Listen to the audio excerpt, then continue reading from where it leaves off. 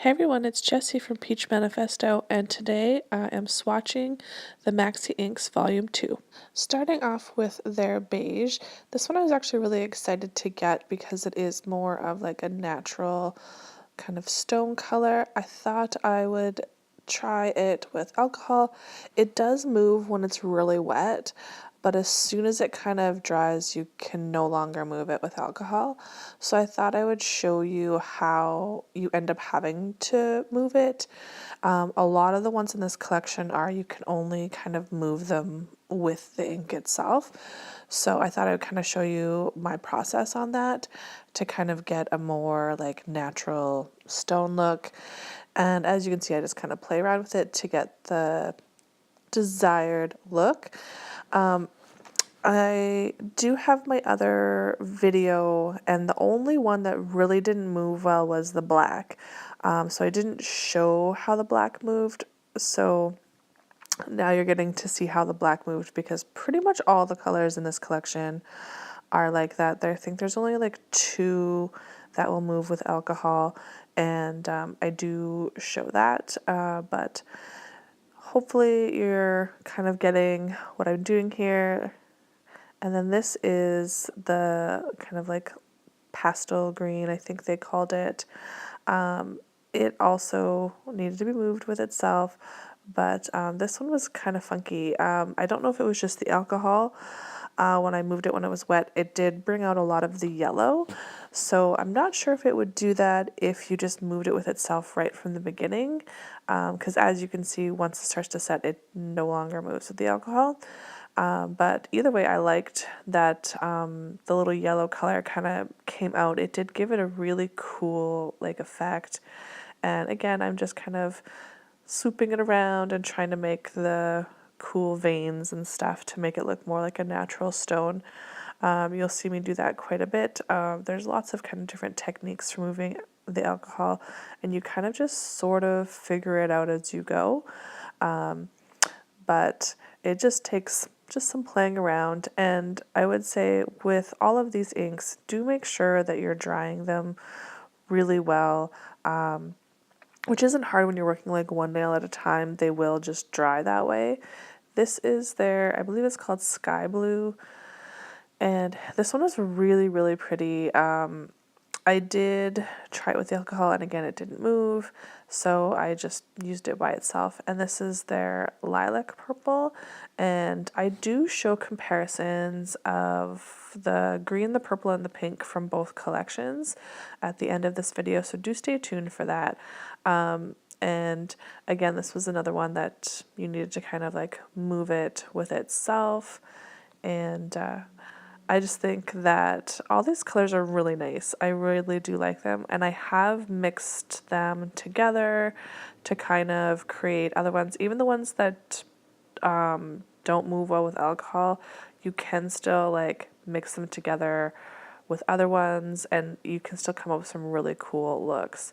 And then this is like a really, really dark pink. I forget exactly what they call it, but this one does move with alcohol. The purple one actually moves with alcohol a little bit too, so just keep that in mind.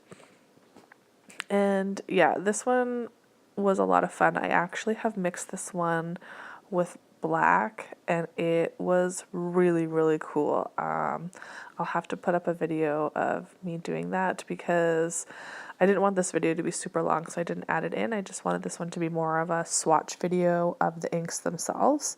And this was the white. Now, I was really kind of excited and intrigued about this white alcohol ink.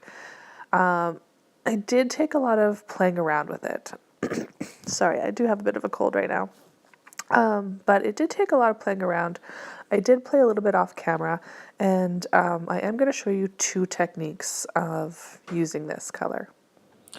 So for this marble technique with the white, I did find I had to really kind of layer on the colors. If you just do like one coat, you're not going to notice anything at all. It barely shows up. And you sort of have to like build it, and then it starts to create a little bit more of opacity.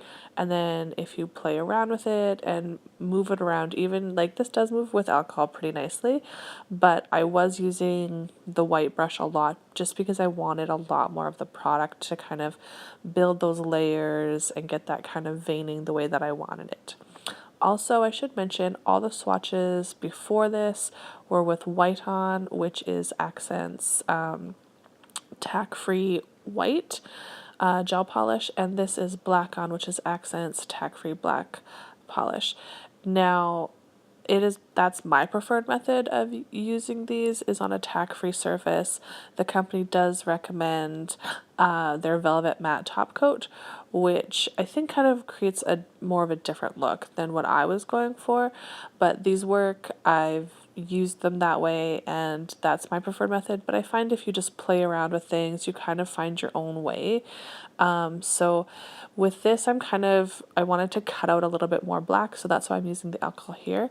And I thought that I would show you all of these ones that I've done, the kind of the marble onto the tack-free top coats. I thought I would show you them with top coat because I did know some of the colors changed a bit in the other collection once you top coated them.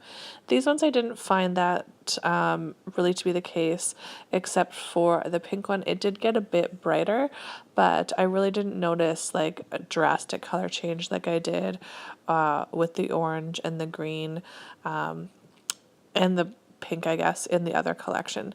So for this one, I think the pink did get a little bit brighter, but it wasn't like a huge difference. And then this is me top coating the black, and I just think this turned out really nice. I think it looks like a very natural look. So this is the other technique that I was kind of talking about with the matte top coat. This is kind of like a really cool way to kind of create that smoke look.